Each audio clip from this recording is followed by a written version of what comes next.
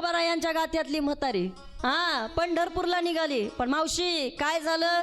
काही झालं नाही. ऐका, पंढरपूरला निघाली पण तिच्या मनात काही आलं का तुकोबा म्हणले परत माग यायचे. वेशीपासून आली घरा, वेशीपासून आली घरा. सुनबाईनं विचारलं, सासूबाई पंढरपूरला निघाल्या होत्या ना, काय झालं? ती म्हटली चालले होते पंढरपूरला पण जरा तुला परत भेटावं म्हणून आले. सुनबाईनं विचारलं, सासूबाई काय भेटायचं, काय झालं? ती म्हणली थांब, मला तुला सांगायचंय. सांगा सांगा सासूबाई, काय सांगायचंय? ऐका इकडं पा. आणि मग सासूबाईनं सांगायला सुरुवात केली. काय सांगावं तिनं? मावशी ऐका, परीशे घे सुनेबाई, नको वेचू दूध दही. सुनबाई दही दूध तूप लोणी जपून वापर. तू म्हणशील म्हातारी पंढरपूरला गेली, आता हे बरं आहे का? सुनबाई म्हटली, सासूबाई जपून वापरते. अजिबात म्हटली कुणाला देणार नाही तुमचं दही दूध तूप लोणी, काळजीच करू नका म्हटली. तुम्ही बिनधास्त पंढरपूरला जा. परत निघाली पंढरपुरा, पुन्हा वेशीपासून आली घरा. सासूबाई म्हटली, सुनबाई म्हटली, सासूबाई आता काय झालं? ऐक, तुला सांगायला आले. काय सांगायचंय? माझ्या हातीचा कलवडू मज वाचोनी नको फोडू. कलवडू कळतो का? जांभूळची लोक कलवड माहिती आहे ना? आहे का अजून आपल्याकडं? आहेत ना? ऐका, काही आता महाराष्ट्राच्या बाहेर पाहणारी लोक आहेत ते म्हणतील ताई काय असतो हा कलवडू शब्द? हा आमच्या इकडच्या पुण्याकडचा आपला शब्द, बरोबर ना? गौऱ्यांची साठवण केली जाते आणि एका विशिष्ट पद्धतीनं त्याला लिंपलं जातं, त्याला कलवडू असं म्हटलं जातं. आणि मग पावसाळ्यामध्ये त्याच्यावरती ते झाकून पकून व्यवस्थित ठेवलं जातं, आपल्याला पुढं ते व्यवस्थित वापरता यावं म्हणून त्याला कलवडू असं म्हटलं जातं. तुकोबा आपल्या इकडचे म्हणून त्यांनी तो शब्दप्रयोग गाथेमध्ये केला. ती सासूबाई म्हणते, माझ्या हातीचा कलवडू मज वाचोनी नको फोडू. सुनबाई कलवडूला हात लावू नको, मी आल्यावर मला जाळायला कामा येईल. म्हणजे तुम्ही म्हातारी नका जाळू, मला सरपणाला जाळायला कामा येईल. सुनबाई म्हणली ठीक आहे ना सासूबाई, जा म्हणली जा. अजिबात म्हणली तुमच्या कलवडूला हात लावत नाही. परत गेली पंढरपुरा, पुन्हा वेशीपासून आली घरा. आता काय झालं सासूबाई? मग तिनं सांगितलं, सुनबाई भिकारी दारात येईल त्याला सांग. काय? भिक्षुक आल्या घरा, सांग गेली पंढरपुरा. भिकारी दारात येईल त्यांना म्हणाव म्हातारी पंढरपूरला गेली. आता हे बरं आहे का? आता काय या भिकाऱ्याचं आणणार आहे का हिच्या वाचून? ऐका ना वारकरी बाबा, पण तरी सुद्धा बाबा म्हातारीचं मन काही संसारामध्ये सुटे ना. आणि मग शेवटी सुनबाई वैतागली. सून बोले बहुत लिखे, सासूबाई तुम्ही यात्रेशी जावे सुखे. सासूबाई स्वहित जोडा, मागील सर्व आशा सोडा. आता मला बसलेल्या जांभूळच्या सगळ्या लोकांनी सांगा, सुनबाईनं काही चुकीचं सांगितलं होतं का? बोलत नाही का तुमच्याकडं? बोला बोला.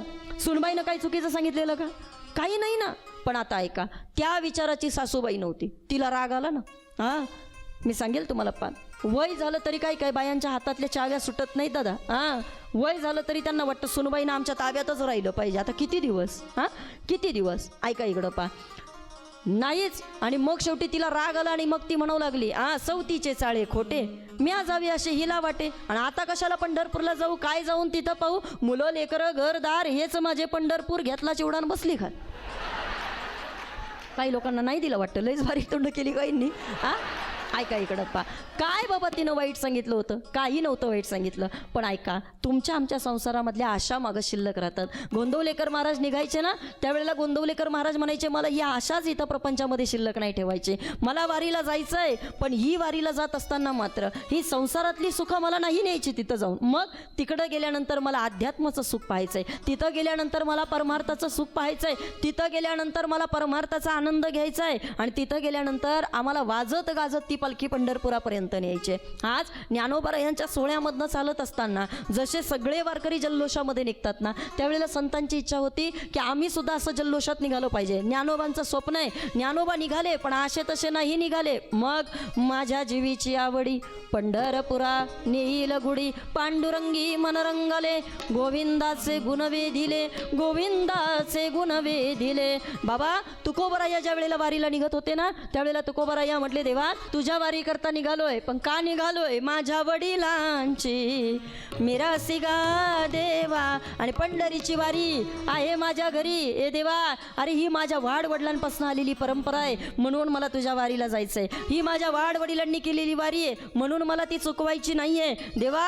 अरे एखादी वारी चुकली ना तरी मला ते दुःख होणार आहे. अरे इतकंच काय देवा, हीच व्हावी माझी आस, जन्मो जन्मी तुझा दास, पंढरीचा वार करी वारी वारी सुकोने दिहरी. काय आहे त्या वारीमध्ये ताई आम्हाला सांगा. संता संगे सर्व काळ अखंड प्रेमाचा कल्लोळ. हा सगळा कल्लोळ आम्हाला तिथं पाहायला मिळतो. हा सगळा आनंद आम्हाला वारीमध्ये पाहायला मिळतो. मी एक बोलेल तुम्हाला, पहा, वाईट कर्म माणसाला करावं लागत नाही, ते आपोआप घडतं. काय मत आहे तुमचं? बोला पटकन. वाईट कर्म माणसाला करावं लागत नाही, ते आपोआप घडतं. पण आता इकडं पहा सगळेजण, ऐका. वाईट कर्म माणसाला करावं लागत नाही, ते आपोआप घडतं. पण चांगलं कर्म मात्र आपोआप घडत नाही, ते माणसाला करावं लागतं. ते माणसाला करावं लागतं. वाईट ठिकाणी जाण्याकरता लोकांना सांगावं लागत नाही. तुम्ही पहा संध्याकाळची रोजची गिराईक, हे कळतं का तुम्हाला? ऐका ऐका. न सांगता बाबा या ठिकाणी पाऊले चालती पंढरीची नाही. ऐकताय तुम्ही? वा. ऐका आता, रोजची गिराईक आहेत बाबा. वाईट कर्म माणसाला बाबा करायला सांगावं लागत नाही, पण चांगलं कर्म मात्र आपोआप आपल्याकडनं घडत नाही, ते माणसाला करावं लागतं. काय करावं लागतं? तुम्हाला बाबा आपली पावलं झिजवावी लागतील. तुम्हाला आपली पावलं बाबा या ठिकाणी कुठं ना कुठं तरी तिथं पंढरपूरच्या वारीवरती घासावी लागतील. तुम्हाला तिथं जाऊन आपल्या चपला तोडून घ्याव्याच लागणार आहेत. तुम्हाला आपल्या चपला तिथं झिजवाव्या लागणार आहेत.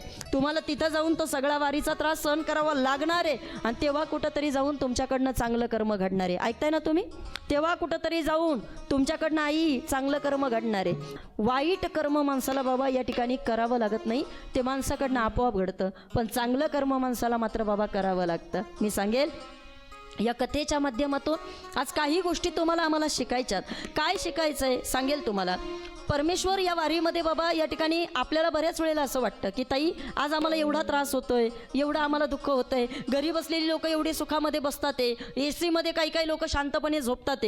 आज वारीमध्ये आम्हाला इतका त्रास सहन करावा लागतोय. आज या ठिकाणी बाकीच्या लोकांना एवढा सुखाचं जीवन आहे, मग इकडं आणि तिकडं असं का? इकडं बघा बरं का आता सगळेजण. एक वाक्य तुम्हाला सांगते आज कथेच्या माध्यमातून, सगळेजण ते वाक्य घेऊन जा. परमेश्वर बाबा या ठिकाणी वाईट लोकांना खूप काही देतो, पण तो त्यांची साथ मात्र कधी देत नाही. परमेश्वर वाईट लोकांना खूप काही देतो, पण त्यांना साथ मात्र कधी देत नाही. आणि परमेश्वर या ठिकाणी चांगल्या लोकांची परीक्षा खूप घेतो, पण त्यांची साथ मात्र कधी सोडत नाही.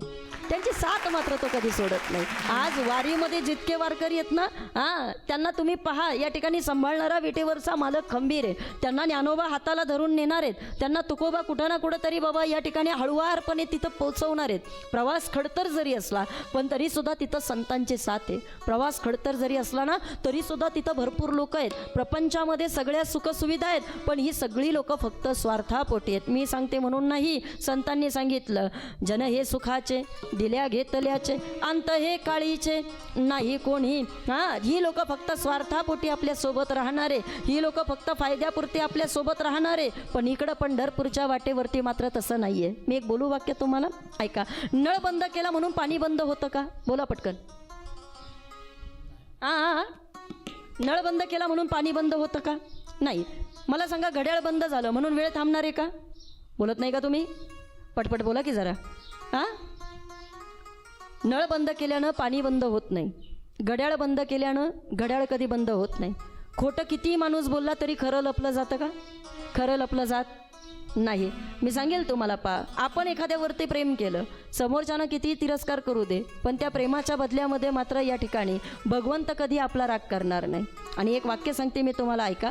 दान केल्यानंतर माणसाचे पैसे जातात दादा. दान केल्यानंतर माणसाचं पैसे जात असतील, पण माणसाच्या नशिबातलं मात्र कधी काही जात नाही. आणि त्याच पद्धतीनं जन्म आपल्या हातामध्ये नाही, मरणही आपल्या हातामध्ये नाही आहे, पण कमीत कमी आयुष्यामध्ये एकदा तरी आमच्याकडनं पंढरीची वारी घडली पाहिजे, ही गोष्ट तरी नक्कीच देवानं आपल्या हातामध्ये ठेवलेली आहे. ही गोष्ट तरी देवानं आपल्या हातात ठेवली. की बाबा रे, तुम्ही ठरवा तुम्हाला या ठिकाणी काय करायचं. तुम्ही ठरवा तुम्हाला पंढरपूरच्या वारीला जायचं का तुम्हाला सासरवाडीच्या वाऱ्या करायचं. काही लोकांच्या तिकड तुम्ही तिकडच्या काही काही लोक जास्त वाऱ्या करतात. मग संतांनी आपल्याला सांगितलं, बाबा रे, हे तुमचं तुम्ही ठरवायचं आहे. आम्ही आमचं काम फक्त केलेलं आहे, तुम्हाला सावध करायचं. आम्ही रोज तुम्हाला सांगतोय. नाथबाबांनी आपल्याला आरोळी ठोकून सांगितलंय, काय? रात्रंदिवस घोकितो तुम्ही सावध असा, तुमची ये नगरीचा मला नाही भरवसा. ऐकताय? आपल्या नगरीचा काय भरोसा आहे हो? बोला बोला पटकन वारकरी. काय भरोसा आहे? काहीच भरोसा नाही. उजेड पडताना गळा पडेल फासा, कधी एकदा टाकावा लागल हे आम्ही सांगू शकत नाही. आणि ज्ञानोबांनी तर आपल्याला फार सावध केलं. आणि शरीर जाता घवे हे नाशिवंत स्वभावे मनोनी तू झुंजावे.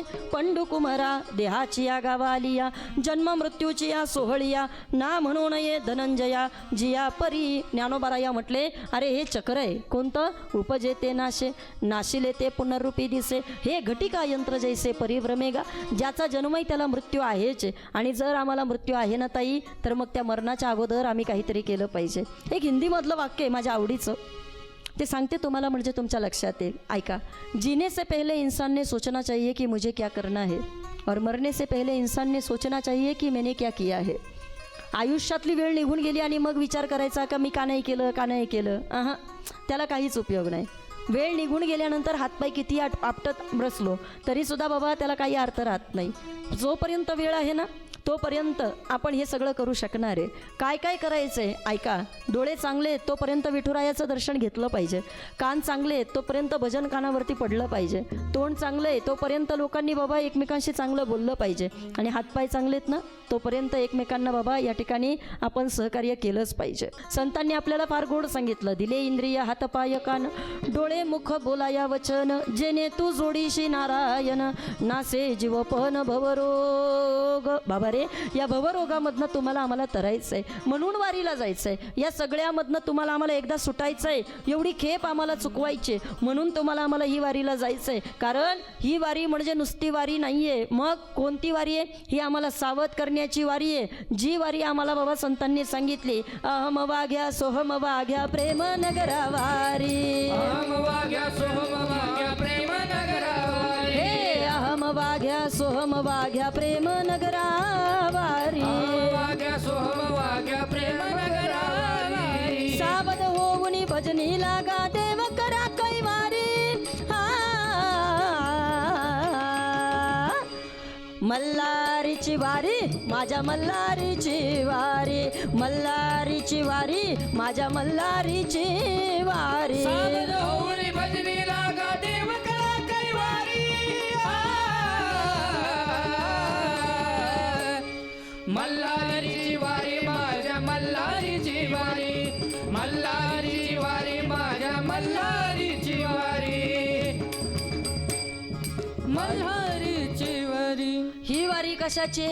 ऐकताय तुम्ही सगळेजण. आम्हाला संतांनी सांगितलंय सावध होऊनी भजनी लागा देव करा कैवारी. मल्हारीची वारी माझ्या मल्हारीची वारी. आम्हाला या वारी करता जायचंय पण असं तसं नाही जायचं. मग त्या वारीमध्ये जाऊन आमची खेप आम्हाला चुकवायचे. त्या वारीमध्ये जाऊन आम्हाला इथं सावध होऊन भजन करायचंय.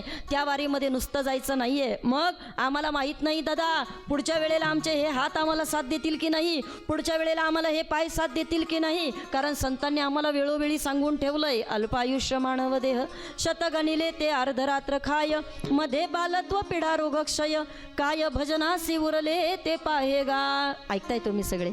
ऐका.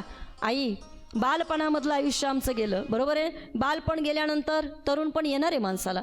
तरुणपण गेल्यानंतर म्हातारपण बोला ना येणार आहे. आणि म्हातारपण गेल्यानंतर सरपण ते का विसरता तुम्ही सगळेजण? ऐका ना हे विसरायचं नाही आहे. म्हणून वारीमध्ये आम्हाला यायचं आहे. काय की आम्हाला बाबा या ठिकाणी या देहाचा नाश कधी ना कधीतरी होणार आहे हे वारी आम्हाला सांगते. आज जरी कुठंतरी लागत असेल, आज कुठंतरी पायाला फोड येत असतील, आज जरी आम्हाला कुठं ना कुठंतरी आमचा रंग आम्हाला काळा झालेला दिसतो, या रंगामध्ये आम्हाला या ठिकाणी कदाचित कुणी ओळखू शकत नाही आहे. पण एक ना एक दिवस असं होणार आहे की आपला बाबा या ठिकाणी तशी ओळख घरचे कधी ना कधीतरी विसरणार आहे. नाही कळलं तुम्हाला? ऐकताय तुम्ही? आपला फोटो घरामध्ये किती दिवस लावला जातो? किती दिवस लावला जातो? एक पिढी लावेल. त्याच्यानंतर आपली ओळखही लोक विसरून जाणारच आहेत ना, जाणारच आहेत. एक सोपं बोलू का तुम्हाला? ऐका. पुरुष वर्ग थोडं वाईट वाटून घेऊ नका. लहान तोंडी मोठा घास घेते. पण तुमचं नाव घरामध्ये कुठपर्यंत? बोला बोला पटकन. तुमच्या मुलाला मुलगा होत नाही तोपर्यंत. कुठपर्यंत? तुमच्या मुलाला मुलगा होत नाही तोपर्यंत. तुमच्या मुलाला मुलगा झाल्यानंतर त्याचा मुलगा तुमचं नाव नाही लावत, मग तो त्याच्या बापाचं नाव लावतो. बरोबर आहे का? चूक आहे? बोलत नाही का तुम्ही? बरोबर आहे की नाही? आई ऐका. वारी म्हणजे काय? तुम्ही पहा, एक एक पावलं टाकत असताना तुमची आमची ओळख या ठिकाणी कधी कधी पंढरपूरला गेल्यानंतर लोक मलाच ओळखत नाही. हां, का बरं? उन्हामध्ये एवढा चेहरा आमचा काळा पडलेला असतो मंदार दादा. त्यावेळेला तुम्ही पहा, वेगळं वेगळं या ठिकाणी आम्हाला अनुभव येत असतात. पण एक ना एक दिवस असं येणार आहे की आपली सुद्धा ओळख लोक पुसून टाकणार आहेत गड्या. हां, जोपर्यंत नाव आहे, जोपर्यंत शरीर आहे, जोपर्यंत आम्ही बोलतोय समाजामध्ये, तोपर्यंत लोक भावा करतील. आहे संगीताताई, आहे बोलतोय कोणीतरी. हां, एकदा शरीर थकलं, जागेवरती पडलं, कुणाला काही फरक पडणार आहे? कुणाला काही फरक पडत नाही. अरे कुणी ना कोणीतरी येणार, तुमची सुद्धा जागा घेणार आहे. आणि म्हणून संतांनी आपल्याला सावध केलं, बाबा रे, अरे आपल्या लोकांनी आपली ओळख तशी पुसायचं ठरवलेलंच आहे. कोण ना कोणतरी तुम्हाला आज ना उद्या विसरणारच आहे. पण आयुष्यामध्ये एकदा तरी वारीचा सोहळा अनुभवा, एकदा तरी वारीला चला. तिथं गेल्यानंतर या ठिकाणी मला माहीत नाही, पण एक तरी मी तुम्हाला एवढं नक्की सांगू शकते की आज जितकी पावलं तुम्ही भगवंताकडे चालत येत आहे ना, जेवढी पावलं तुम्ही आज पंढरीच्या दिशेनं प्रवास करताय ना, तुमच्या संकट काळामध्ये तोच विटेवरचा मालक हजारो पावलं तुमच्याकरता चालत येणार आहे. हजारो पावलं. हां, त्याला तुमची काळजी आहे. तो तुमच्याकरता धावत येणार आहे. फक्त तुम्ही त्याच्याकडे गेलो पाहिजे हो. तुम्ही त्याच्याकडे जाण्याची कुठेतरी वाट पाहिली पाहिजे. आपण फक्त या ठिकाणी काय करतोय, वरवर वरवर वरवर सगळ्या गोष्टी करायचा प्रयत्न करतोय. जाऊ, करू, बघू असं नाही. मग आम्हाला संतांनी सांगितलं, उद्यावर नाही ढकलायचं. का? वेळ निघून गेली, फरक पडणार आहे का? इकडं काय झालं, पितृपक्षाचा कालावधी जवळ आला आणि तुकाराम महाराज, पितृपक्षाच्या कालावधीमध्ये एका पोरानं ठरवलं, आपण आपल्या बापाच्या नावानं पितर जेवायला घालायचे. तुम्ही ऐकताय ना सगळेजण, जांभूळची लोक, काय ठरवलं? आपण आपल्या वडिलांच्या नावानं पितर जेवायला घालायचे. सगळ्या गावाला त्यांना आमंत्रण केलं. या या या म्हटले, आम्ही सर्वांना या ठिकाणी आता पितरांना जेवायला बोलवलेलं आहे. सगळी लोक तिथं गावामधली जेवायला आली. त्याचा जो लहाना भाऊ होता ना, तो थोडासा आगाव होता, बाबा थोडासा खट्याळ होता. आणि मंदार दादा थोडासा इकडं तिकडं या ठिकाणी सारखा उड्या मारायचा, खटपट करायचा. मोठा भाऊ त्याला सारखा बडबड करायचा, काय रे शांत बसता येत नाही का? काय रे तुला कळत नाही का? पण तो म्हणायचा, दादा काय रे मला सारखा बडबड करत असतो. हां, अरे बाबा गेल्यानंतर आम्ही तुझ्याकडे आशेनं पाहतो, तू मलाच ओरडतो. अरे मग तेच तुला सांगतोय, थोडंसं नीट राहत जा, शांत राहत जा. बरं ऐक, आज आपल्याकडं लोक जेवायला येणार आहे, सगळी तयारी झाली का? हां दादा झाली ना सगळी तयारी. आता ऐका बरं का, त्यानं नेमकं काय केलं, चुलीच्या जवळ एक तुपाची वाटी ठेवलेली होती. वितळवण्याकरता तूप आपलं, एक तुपाची वाटी तिथं त्यानं ठेवलेली होती. बरं, सगळ्या लोकांना ऐपंगत वाढली आणि त्यानं ठरवलं, आता प्रत्येक वारकऱ्याच्या ताटावरती थोडं थोडं तूप वाढायचं. काय वाढायचं? तूप वाढायचं. आता ऐका बरं का, लहान्या भावाला आवाज दिला आणि लहान्या भावाला सांगितलं, म्हटले बाळा पटकन जा आणि पटकन जाऊन ती तुपाची वाटी घेऊन या. आता हा अगोदरच जरा अल्लड होता, पटकन तसाच उड्या मारत गेला आणि त्यानं काय मागचा पुढचा विचारच केला नाही.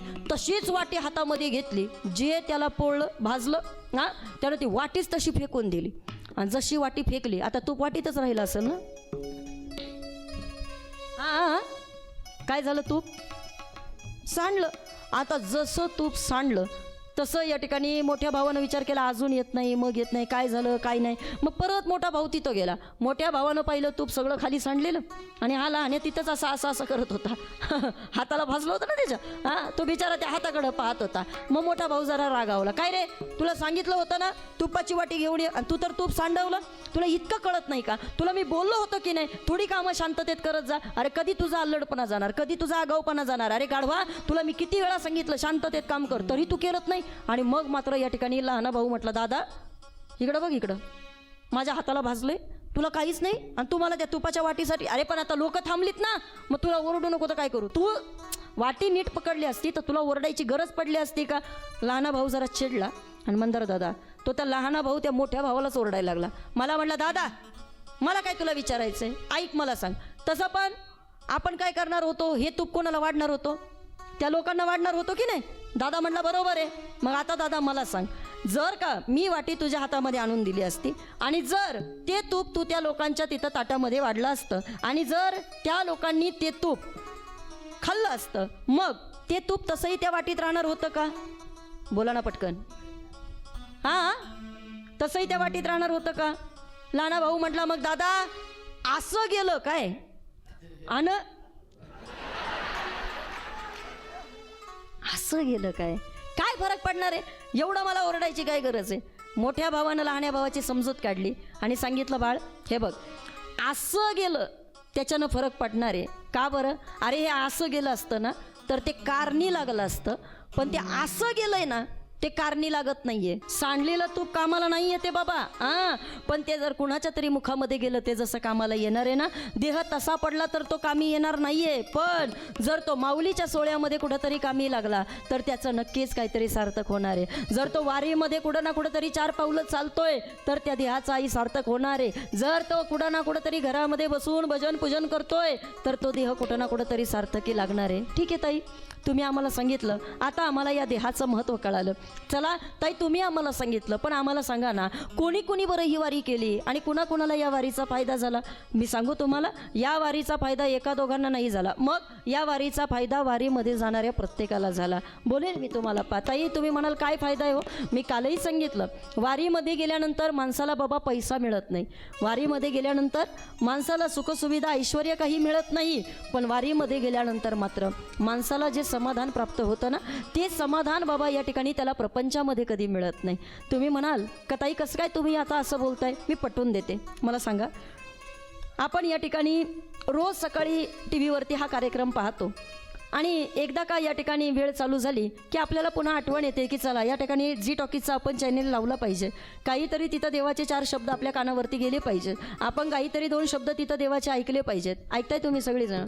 ऐका बरं का. आता इकडं पहा, देवाचे 2 शब्द कानावरती गेले पाहिजे असं आपल्याला नेहमी वाटत असतं, पण कधीतरी विचार केला का? ऐका, वाईट शब्द जर आपल्या कानावरती पडले तर कानाचं काही सार्थक आहे का?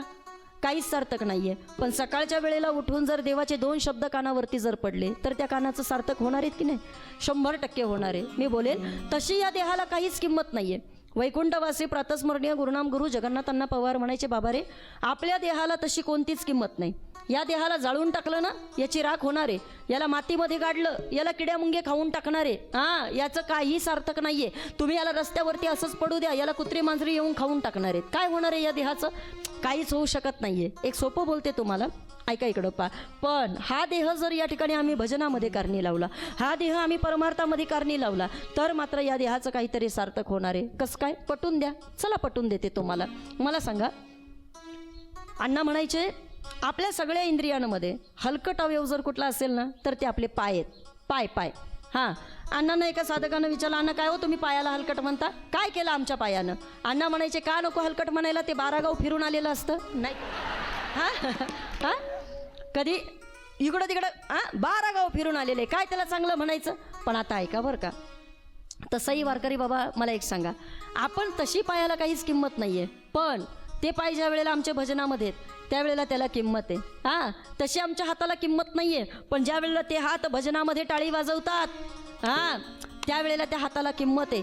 तुम्ही इतर वेळेला या ठिकाणी किती टाळ्या वाजवा त्याला मान्यता नाही आहे, पण भजनामध्ये वाजवलेली टाळी त्याला किंमत आहे. वाहेरंगी टाळी नाचे न उदास, ते देई हातास पाय सुख. इथं मात्र ज्या वेळेला टाळी वाजते नाही त्या टाळीला किंमत आहे. इथं ज्या वेळेला पावलं चालतात ना त्या पाऊलाला किंमत आहे. पाऊले चालती पंढरीची वाट. इकडं या पाऊलांना किंमत आहे दादा, तुमच्या तशा पाऊलांना किंमत नाही. बरं, पाऊलांचं जाऊ द्या, मी तुम्हाला एक सोपं विचारते. जांभूळची लोक सगळ्या लोकांनी मला उत्तरं द्या. मला सांगा, तुम्ही पायामध्ये जी चप्पल घालता, चप्पल, त्या चप्पलेला काही किंमत आहे का हो? आई बोलत नाही का तुम्ही? बोला बोला, चपलेला काही किंमत आहे का? बोला बोला, काय किंमत आहे चपलेला? 200 रुपये 250 रुपये, त्याच्यावर आहे का किंमत तिला? काय बोला की पटकन, काय किंमत आहे? काहीच नाही ना. तरी सुद्धा तुकाराम महाराज मला प्रश्न पडतो की तशी चपलेला किंमत नाही, पण तरी सुद्धा लोक कीर्तनातून कथेतनं दुसऱ्यांच्या चपला का घेऊन जात असतील? हां, काय किंमत आहे हो तिची? काहीच किंमत नाही. पहा ना तुम्ही, मला सांगा, घरामध्ये तरी आपण त्या चपलेला जास्त किंमत देतो का? काहीच किंमत नाही. कल्पना करा, तुम्ही बाजारामध्ये गेलात, तुम्हाला बाजार कुठला जवळ आहे? हां, मग वडगावचा जवळ आहे. ऐका, तुम्ही जर वडगावच्या बाजारामध्ये गेलात, आई तिकडनं येताना तुम्ही अशा भल्या मोठ्या 2 पिशव्या घेऊन बाजाराच्या आलात. किती? 2 पिशव्या. आता मला सांगा, त्या पिशव्या ज्या वेळेला तुम्ही घरी आणता, घरी आणल्याच्या नंतर तुम्ही त्या पिशव्या घरामध्ये नेता की नाही? बोला जोरात. नेता, बरोबर. डोळ्याचा चष्मा घरामध्ये नेता की नाही? नेता. हातातला मोबाईल नेता, खिशातला पेन नेता, खिशातलं पाकिट नेता, हातातलं घड्याळ नेता, आणि पायातली चप्पल. पायातली चप्पल, पायातली चप्पल. मला 3 वेळा विचारावं लागलं, कारण बऱ्याच जणींच्या चपला आता किचनपर्यंत जायला लागले हो. हां, पायातली चप्पल कुठं? बाहेर काढतो. का बरं आपण चप्पल आतमध्ये नेत नाही? ताई, आम्हाला ज्ञानोबा यांनी सांगितलंय पायाची वाहन. बरोबर आहे ना? चपलीची जागा कुठे आहे? पायात आहे. मग तिला तिथं बाहेरच ठेवलं पाहिजे. तिची जागा तिथं आहे ना, आम्ही तिला तिथंच ठेवणार आहे. बरं आता मी एक सोपं विचारते, मला सांगा, आपल्या गावामध्ये एखाद्या पोरानं 20,000ची चप्पल आणली. किती? 20,000ची चप्पल आणली. आणि 20,000ची चप्पल घालून ते पोरगं जांभूळच्या आपल्या मंदिरापासून गावातल्या वेशीपर्यंत गेलं, परत वेशीपासून गावातल्या मंदिरापर्यंत आलं. 20,000ची चप्पल पायात आहे आई, आणि 20 चक्रा त्यानं तिथं मंदिराच्या जवळ मारल्या. तुमच्यापैकी किती जण उठून त्या पोराच्या पाया पडतील? हात वर करा.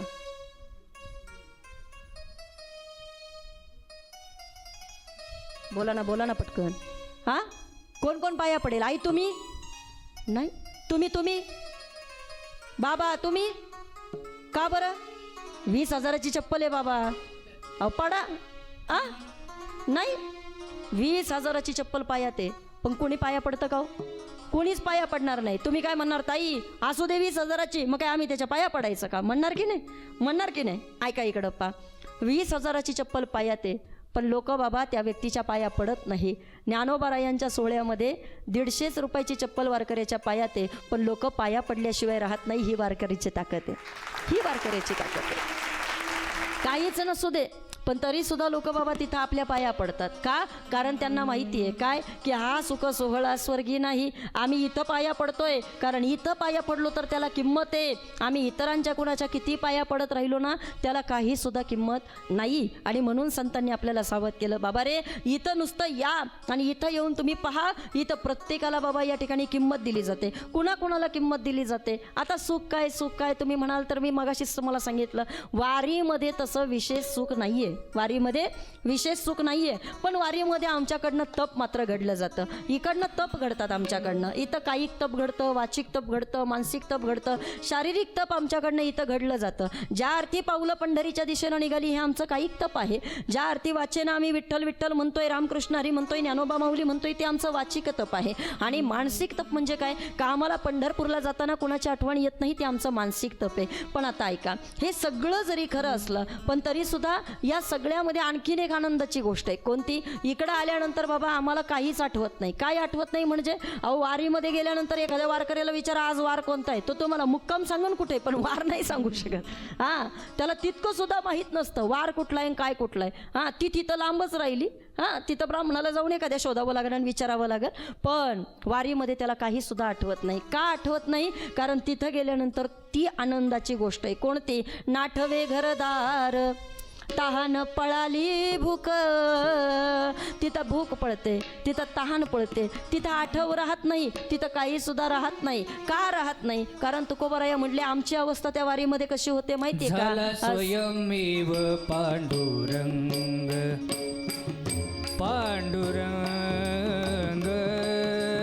झाला स्वयमेव पांडुरंग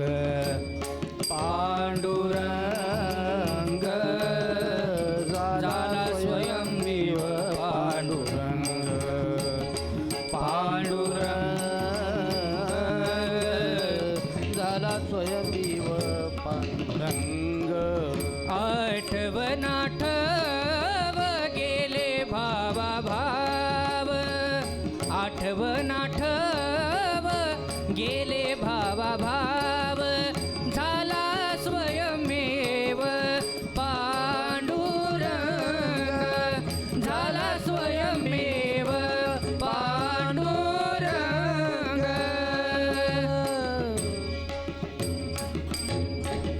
तिथं आठव राहत नाही, तिथं कुणाची काही आठवण सुद्धा येत नाही. बरं ऐका, काय वाटतं तुम्हाला, वारीमध्ये पैशाला किंमत आहे का?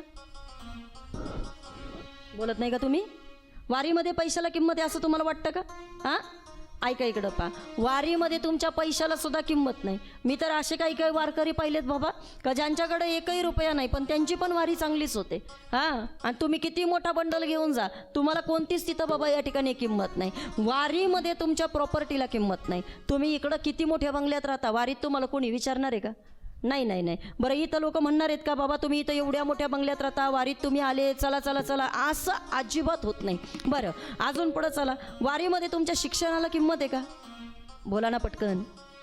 शिक्षणाला कोणी म्हणतं का तिथं हा डॉक्टर आहे बाबा, हा कलेक्टर आहे, हा इंजिनियर आहे, हा मोठा ऑफिसर आहे, हा मोठा शिक्षक आहे, हा मोठा वकील आहे? हां, बोला बोला. एरवी तुमच्या पदाला इकडे किंमत असेल, एरवी तुमच्या शिक्षणाला बाहेर किंमत असेल, पण वारीमध्ये आई, वारीमध्ये तुमच्या शिक्षणाला सुद्धा कोणी किंमत देत नाही हो. काहीच किंमत नाही तिथं. ना वारीमध्ये तुमचं शिक्षण कोणी विचारतं, ना वारीमध्ये तुम्हाला या ठिकाणी कोणी तिथं प्रॉपर्टी तुमची विचारतं. बरं जाऊ दे, चला इकडं बघा आता. आई, वारीमध्ये तुमच्या सत्तेला तरी किंमत आहे का हो? बोला ना. सत्तेला कितीही मोठा जरी या ठिकाणी असला तरी वारीमध्ये बाबा त्याला कोणी सत्ताधारी म्हणत नाही, तिथं कोणी मोठं म्हणत नाही. अध्यक्ष असू दे नाहीतर कुणी असू दे, हां, किती मोठं काही जरी असलं पण तरीसुद्धा तिथं फक्त बाबा सगळेजण आपापली कामं करत असतात. काय करतात? आपली आपली कामं करत असतात. बोलेल मी तुम्हाला पा, वारीमध्ये बाबा या ठिकाणी वयाला किंमत नाही. वयाला किंमत आहे वारीला? नाही नाही नाही. आणि वयाला जर किंमत असती ना तर निवृत्तीदादांनी ज्ञानोबा यांना इतकं मोठे पण दिलंच नसतं, इतकं मोठे पण दिलंच नसतं. नाथबाबांचा मुलगा, एकनाथ महाराजांचा मुलगा हरिपंडित काशीवरनं परत आलेला होता. त्यावेळेला नाथबाबांनी ठरवलं असतं ना तर कदाचित हरिपंडिताला त्यांच्या गादीवरती बसवलं असतं, पण नाथबाबांनी सांगितलं हरिपंडिताला काशीवरती नाही बसवायचं. त्यांच्याकडे एक कामाला माणूस होता, त्याचं नाव होतं गावबा. गावबा वास्तविक गावबा नव्हता, तो खावबाच होता. कसला गावबा? नुसता खातच बसायचा. हां, त्याला फक्त पुरणपोळी. तो का काम करत होता? कारण नाथांच्या घरी रोज पुरणपोळीचा स्वयंपाक होता ना, म्हणून तो तिथं काम करायचा. आणि त्या खावबाला म्हणजे गावबाला नाथबाबांनी तिथं विचारलं काय, लोक ज्या वेळेला नाथबाबा समाधी घेण्याकरता निघाले ना, त्यावेळेला समाधी घेण्याकरता निघाल्यानंतर नाथबाबांनी तिथं लोकांना विचारलं होतं, नाथबाबा इथून पुढं तुम्हाला या ठिकाणी गादीवरती कोणाला बसवायचंय? त्यावेळेला नाथबाबांनी सांगितलं होतं, म्हणले मला या ठिकाणी माझ्या गादीवरती हरिपंडिताला, लोकांना वाटलं हरिपंडिताला बसवतील. परंपरा काय सांगते का बाबा वडील गेल्यानंतर मुलगा, बरोबर की नाही, मुलगा गेल्यानंतर नातू, ही परंपरा असते. पण या ठिकाणी नाथबाबांनी ती परंपरा मोडली. नाथबाबा म्हणले अजिबात जमणार नाही, माझ्यानंतर हरिपंडित माझ्या गादी नाही चालवणार, माझ्यानंतर या ठिकाणी माझा गावबा माझ्या गादीवरती बसणारे. लोक म्हटली नाथबाबा काही निवड तरी चांगल्या माणसाची करायची ना. हां, अहो तो काय पोरखेळ आहे का? म्हटले तुम्ही आम्हाला वेदाचा अभ्यास सांगायचे, तुम्ही आम्हाला भागवत सांगितलं, तुम्ही आम्हाला रामायण सांगितलं, तुम्ही आम्हाला एवढ्या कथा सांगितल्या, आता हे काय त्या गावबाला जमणार आहेत का? आणि मग असं म्हणतात गावबाला तिथं गादीवरती बसवलं. नाथबाबांनी फक्त त्याच्या डोक्यावरती हात ठेवला आणि गावबाला सांगितलं गावबा बोला आता तुम्ही. असं म्हणतात बाबा, कारण नाथबाबांना सुद्धा जमत नव्हतं ना, याच्यापेक्षा सुंदर गावबानं लोकांना बाबा तिथं ज्ञानाचं दान केलं होतं. मी काय सांगते ऐका, जशी बाबा संप्रदायामध्ये इथं वयाला कोणतीही मर्यादा नाही आहे, इथं तुमचं वय पाहिलं जात नाही. का बरं सांगेल मी तुम्हाला. 7 वर्षाची मुक्ताई पण 1400 वर्ष जगणाऱ्या चांगदेवाला ती उपदेश करते. चांगदेव महाराज तर स्वतः सांगतात की गुरुपुत्र झालो मुक्ताईचा, चांगदेव म्हणे आजी जन्म आलो आणि गुरुपुत्र झालो मुक्ताईचा. तुमच्या वयाला इथं किंमत नाही, तुमच्या शिक्षणाला इथं किंमत नाही, तुमच्या सत्तेला इथं किंमत नाही, तुमच्या कोणत्याच गोष्टीला इथं किंमत दिली जात नाही. मग वारीमध्ये ताई किंमत कशाला आहे तेवढं तरी आम्हाला आज कथेच्या माध्यमातून सांगा. आपण वारीला गेलं पाहिजे ना, पण इथं किंमत आहे ना दादा. कोणत्या गोष्टीला किंमत आहे? तर इथं फक्त तुम्ही केलेल्या सेवेला किंमत आहे. कशाला? सेवेला किंमत आहे. बस तुम्ही इथं फक्त जेवढी सेवा या ठिकाणी करणार आहे ना, तुमच्या सेवेला फक्त तो पांडुरंग परमात्मा पाहणार आहे. तुम्ही इथं जेवढ्या वारकऱ्यांकरता या ठिकाणी राहणार आहे त्या सगळ्या वारकऱ्यांकरता जे काही तुम्ही केलंय ना, तो विटेवरचा मालक ती सेवा तुमची फक्त घेणार आहे. आणि म्हणून ती सेवा तुम्हाला आम्हाला या वारीच्या माध्यमातून करायची आहे. चला ऐका, संपत्तीला महत्त्व नाही आहे दादा, पैसा अडक्याला महत्त्व नाही आहे, पण याच्याही पेक्षा पलीकडे जे महत्त्व आम्हाला आहे ना तेच महत्त्व आम्ही पुढं नेलं पाहिजे. मग ताई काय पुढं नेलं पाहिजे? शरीराचं आम्ही सांगू शकत नाही, संपत्तीचं सांगू शकत नाही, कारण तुका म्हणे आले समर्थाच्या मना तरीच होय रंक राणा त्याचा. एका रात्रीमध्ये देव राजाला भिकारी करतो आणि भिकाऱ्याला राजा करतो. ही सत्ता कुणाची? ही सत्ता त्या विश्वाच्या मालकाची. मग आता ऐका, जर सत्ता आमच्या हातामध्ये नाही, संपत्ती आमच्या हातामध्ये नाही, शरीर आमच्या हातामध्ये नाही, मग जी गोष्ट देवानं आमच्या हातामध्ये दिली ना ती गोष्ट आम्ही मात्र या ठिकाणी केलीच पाहिजे. आज पंढरीच्या दिशेनं आम्ही निघालोय ना, तर देवाला सांगा देवा आता सगळा रंग बाजूला टाकलाय, आता देवा सगळ्या आशा बाजूला टाकल्यात, आता इथून पुढे आम्ही एकच करू. काय? कपाळी केशरी गंध देवा तुझा मला छंद, कपाळी केशरी गंध देवा तुझा मला छंद, कपाळी केशरी गंध देवा तुझा मला छंद, कपाळी केशरी गंध देवा तुझा मला छंद, कपाळी केशरी गंध केशरी गंध देवा तुझा मला छंद, देवा तुझा मला छंद, कपाळी केशरी गंध छंद कपाळी केशरी गंध देवा तुझा मला छंद कपाळी केशरी गंध देवा तुझा मला छंद कपाळी केशरी गंध देवा तुझा मला छंद हा विठ्ठल विठ्ठल पांडुरंग विठ्ठल विठ्ठल पांडुरंग विठ्ठल विठ्ठल पांडुरंग विठ्ठल विठ्ठल पांडुरंग हा विठ्ठल विठ्ठल पांडुरंग विठ्ठल विठ्ठल पांडुरंग विठ्ठल विठ्ठल पांडुरंग विठ्ठल विठ्ठल पांडुरंग हा विठ्ठल विठ्ठल पांडुरंग विठ्ठल विठ्ठल पांडुरंग विठ्ठल विठ्ठल पांडुरंग विठ्ठल विठ्ठल पांडुरंग विठ्ठल विठ्ठल पांडुरंग विठ्ठल विठ्ठल पांडुरंग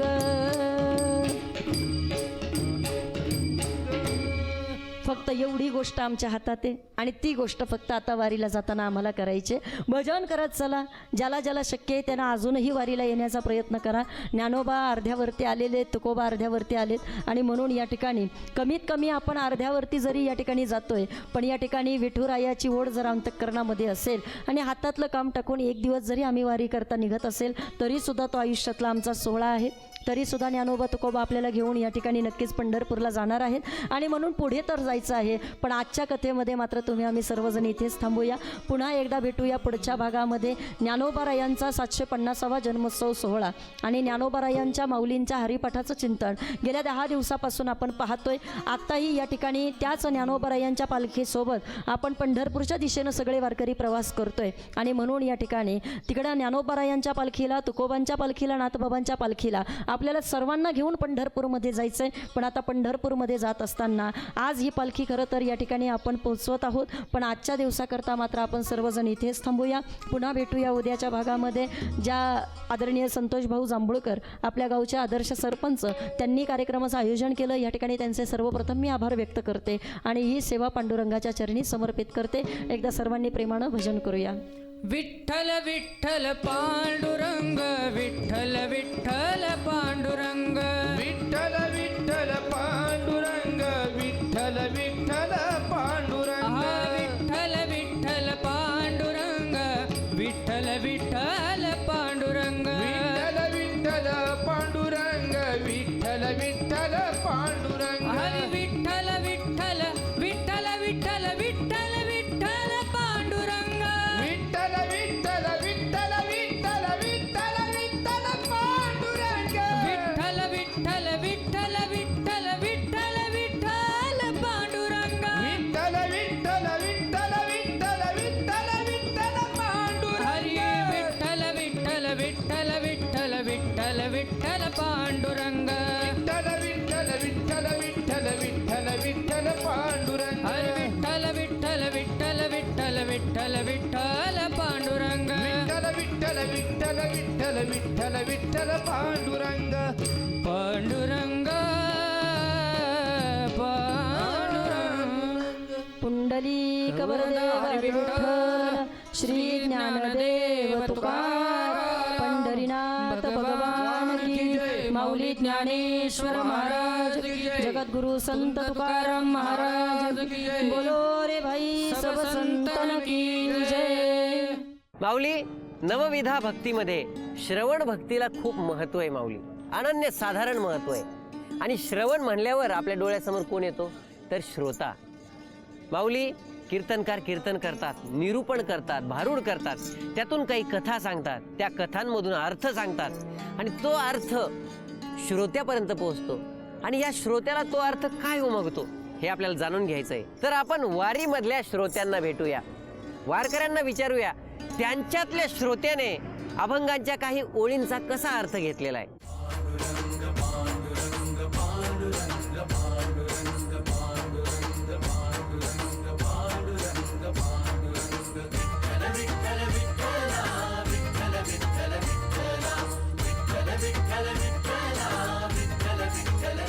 रामकृष्ण हरी. रामकृष्ण हरी. रामकृष्ण हरी. सर्व सुखाचे आगर बाप रखुमा देवीवर.